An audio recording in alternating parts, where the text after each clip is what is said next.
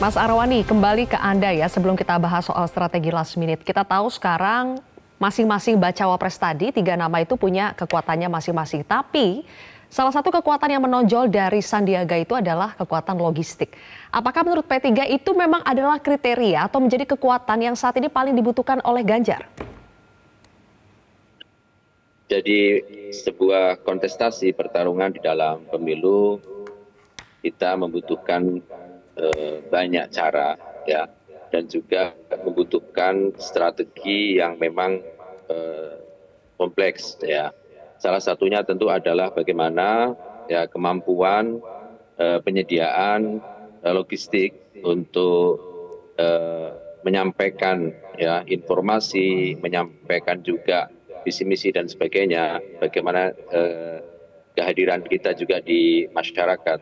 Saya kira itu penting, tetapi yang jauh ya bagi kami memandang adalah kemampuan personal ataupun juga kemampuan kandidat tersebut di dalam memberikan support ya terhadap capres itu sendiri, support elektoral. Ini menjadi sangat penting. Kita tahu Pak Sandi juga punya kemampuan untuk itu. Di 2019 saya kira sudah dia jalani, dan tentu kami sendiri struktur dan juga caleg-caleg dari Partai Persatuan Pembangunan juga akan mampu menjawab itu. Jadi kalau soal itu bisa jadi ya kami teman-teman melihat dari sisi logistik, tetapi kami juga akan melengkapi dengan strategi-strategi dan juga kemampuan kolaborasi, misalnya kemampuan Mas Sandi di bidang ekonomi. Saya kira itu juga akan menjadi jawaban, salah satu pertimbangan bagaimana nanti Mas Sandi dipilih untuk menjadi cawapresnya Pak Ganjar. Gitu. Oke, baik. Mas Toto, kita lihat sekarang situasi politik sekarang mungkin berbeda karena tadi selain memang ada di tangan para ketua umum atau pimpinan koalisi, tapi juga Presiden Jokowi sering disebut-sebut punya pengaruh dalam menentukan siapa bacawa pres ataupun peta politik ke depan.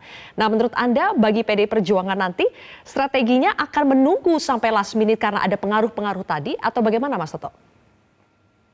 Andai kata pun terjadi strategi last minute, saya pikir bukan karena faktor Jokowi ya, tapi lebih dikarenakan tanda kutip pertarungan yang cenderung ketat kalau kita baca di survei, terutama antara Mas Ganjar dengan Pak Prabowo saling menyalip. Analoginya kalau dalam permainan kartu, ketika pertarungan yang ketat ini orang buka kartu asnya belakangan gitu ya, karena akan terbaca strateginya kalau kartu asnya dibuka terlebih dahulu. Dan apakah kemudian Jokowi akan menjadi faktor penentu? Saya berharap tidak, bahwa beliau akan menjadi variabel yang dimasukkan untuk memberikan masukan karena mengerti legasinya mana yang harus diteruskan, sosok seperti apa yang cocok, menurut saya sangat pantas untuk ditempatkan dalam salah satu variabel penentu. Tapi balik lagi, ini bukan masalah pemilu itu tidak bisa diartikan suksesi kepemimpinan yang ditentukan oleh presiden sebelum. Kritik saya seringkali saya alamatkan kepada Pak Prabowo yang membawa narasi yang harusnya bisa sedemikian kaya sebagai seorang capres, tapi masuk hanya dalam gimmick-gimmick untuk kemudian menempatkan nama Pak Jokowi. Termasuk bukan tidak mungkin ketika berbicara nama cawapres, makanya muncul nama seperti Gibran Rakabuming.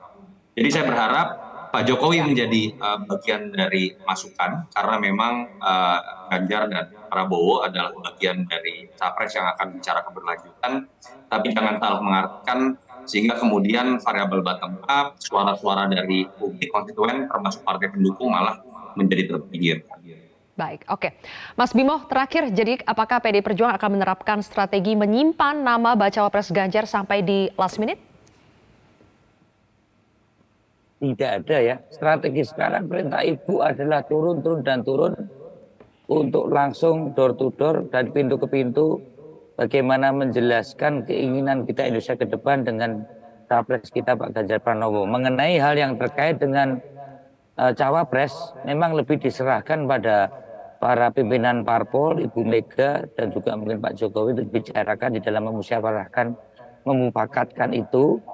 Jadi itu dibatasi sekali, tidak menjadi narasi seluruh partai pengusung di tingkat bawah, karena semua sekarang baik itu P3, Hanura, PDI Perjuangan, juga Perindo, kader-kader terutama calon-calon legislatifnya turun ke bawah, door to door mengenalkan calon wakil presiden, calon presiden kita mengenai hal yang menyangkut calon wakil presiden, saya kira partai-partai pengusung, ketua-ketua umum sangat mendengarkan bagaimana kehendak-kehendak publik maupun masukan-masukan publik, dan tentunya berhitung kalkulasi-kalkulasi mana yang Baik. paling pas untuk mendampingi menjadi cawapresnya Pak Ganjar Pranowo. Tapi strategi yang dilakukan oleh PDI Perjuangan dengan seluruh partai pengusung saat ini adalah turun langsung ke bawah untuk mengambil hati rakyat dan menyampaikan harapan-harapan ke depan seperti apa dengan kepemimpinan Pak Ganjar Pranowo dan cawapresnya, sekaligus mendengarkan apa maunya rakyat